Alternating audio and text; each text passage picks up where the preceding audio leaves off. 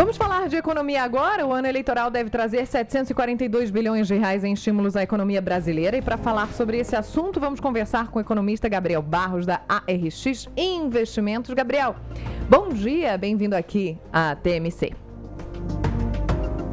Bom dia, prazer conversar com vocês, eu agradeço o convite. Bom, vamos começar explicando para a nossa audiência, para quem nos acompanha, para quem nos escuta, o que é exatamente esse estímulo. Quando a gente fala de 742 bilhões, nós estamos falando de gasto público, estamos falando de crédito, incentivo fiscal, de outras medidas. Tá, estamos falando de várias medidas diferentes, né? O governo ele tem sido criativo, ele tem tanto feito gasto direto, quanto gasto indireto via transferência para estados e municípios. Também tem feito, aberto linhas de crédito para conceder mais crédito para, por exemplo, imóveis, né, crédito imobiliário. As estatais também têm exercido um papel bastante relevante para manter essa economia aquecida. Então, quando a gente fala desses mais de 740 bilhões, a gente está falando de medidas diferentes, né? São várias medidas que atingem o mesmo objetivo, mas por caminhos diferentes. Então, tem um pouco de tudo nisso aí. Agora, Gabriel, é interessante essa discussão que se repete a cada 2 anos, e no caso de presidência da República é muito maior, porque a gente envolve a União, né? O ano eleitoral envolve gastos de todos os partidos que estão envolvidos na disputa. Então, o setor de marketing, o setor de comunicação, o setor de serviços, a circulação de aviões e carros pelo país inteiro, tudo isso também é potencializado porque candidatos e candidatas fazem campanha, fazem encontros.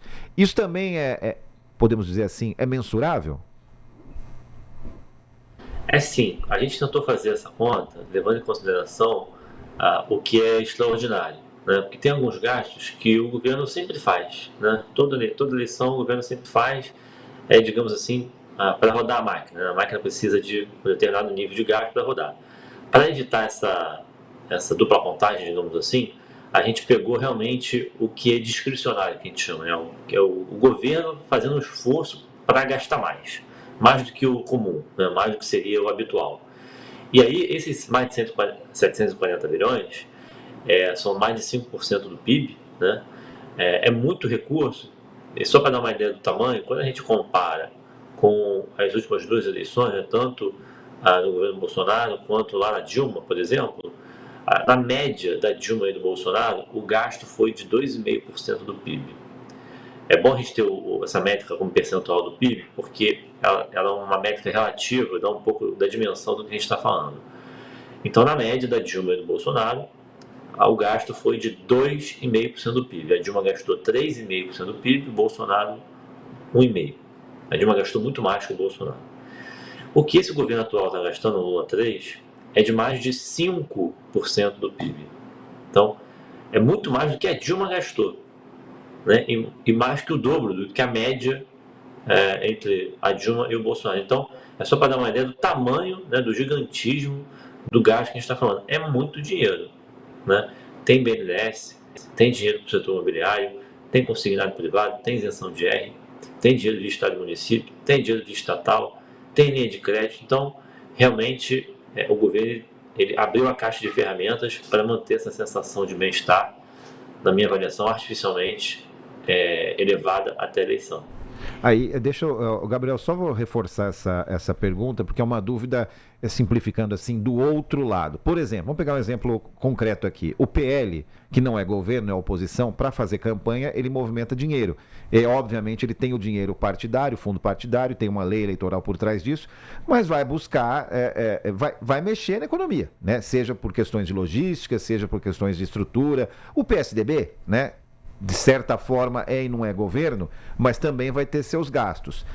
O setor privado vai ter seus gastos também, porque vai receber em eventos, né? O setor de logística vai receber essas pessoas, vai circular essas pessoas. Então, a minha pergunta era mais ou menos, fora do governo, qualquer que seja o governo, se existe uma capacidade de mensurar quanto a economia cresce no ano eleitoral. Tá, entendi agora. Então, em anos de eleição, como os governos sempre gastam mais, a economia sempre cresce um pouco acima, né, do que a sua capacidade. A gente gosta de falar que é o do potencial. A economia tem um potencial de crescimento e é muito comum que no ano de eleição, por conta desse gasto que você falou, né, os partidos gastam mais, enfim, a economia fica mais aquecida por conta do próprio ano eleitoral, ela de fato roda acima da sua capacidade. Isso é mensurado. Quando a gente olha nos últimos 30 anos no Brasil, todo final de ciclo político eleitoral, ou seja, último ano de eleição, o gasto é maior. E aí esse gasto maior vira PIB, né? Só que como é um gasto temporário, esse crescimento ele tem fôlego curto, né? Ele cresce mais no eleitoral e logo depois desacelera porque esse gasto não é sustentável. Então isso acontece sim, não é a particularidade, né, de um governo ou de outro, mas a questão toda é realmente o tamanho, né, a magnitude. E agora, para a gente terminar, pelo menos aqui do meu lado, com a dívida pública podendo passar de 80% do PIB, qual é o limite seguro para um tipo de política medida dessas, que a gente sabe que no ano que vem, que esse ano pode parecer tudo muito bem, obrigada, mas no ano que vem pode aparecer como um revés para o bolso dos brasileiros, para a vida dos brasileiros? Tá, vamos lá. Não existe um limite de dívida, não é uma regra de bolsa assim, se você atingir 80%, 85% de dívida PIB, vai dar problema. O Brasil, por que eu digo que não existe? Porque cada país tem sua particularidade, né? Se o país tem uma dívida em moeda local ou em moeda estrangeira, esse limite de dívida ele é variável. Então, por exemplo, vou dar um exemplo concreto para não ficar abstrato. A Argentina, a boa parte da dívida da Argentina é em dólar, é em moeda estrangeira. Então, a tolerância que o país tem para o nível de dívida é menor. Quando o país tem dívida em moeda local, como é o caso do Brasil, esse limite de dívida acaba sendo um pouco maior do que quando a dívida é em moeda estrangeira. Mas também não é infinito, né? O Brasil já tem uma dívida de 20 a 25 pontos percentuais acima da média dos países emergentes. Então, a nossa dívida já é muito mais alta do que a média da dívida dos países emergentes. Então, mesmo a nossa dívida sendo em reais, a gente já tem uma dívida que é substancialmente maior do que os nossos pares.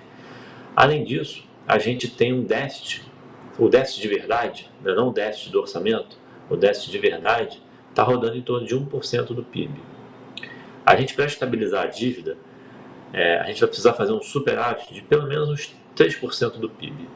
Então tem que fazer um superávit de 3%, a gente está partindo de um déficit de 1%, são 4 pontos percentuais de virada fiscal, né?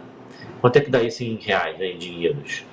O PIB é um pouco mais de 12 trilhões, a gente vai estar falando de 500 bilhões de reais aproximadamente, vamos arredondar aqui.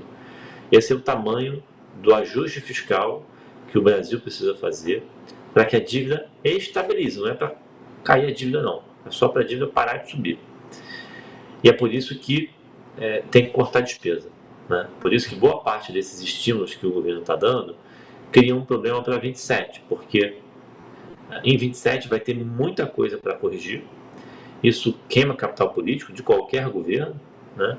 E a economia vai naturalmente desacelerar. Então tem uma herança que vai ser deixada para 27, e quando começar a ser resolvida, vai queimar capital político e vai produzir como efeito colateral uma economia mais fria, né? Hoje a economia está super quente, o desemprego está super baixo, né? Está abaixo do que a gente chama de desemprego de equilíbrio, mas isso vai mudar porque os estímulos são artificiais, né?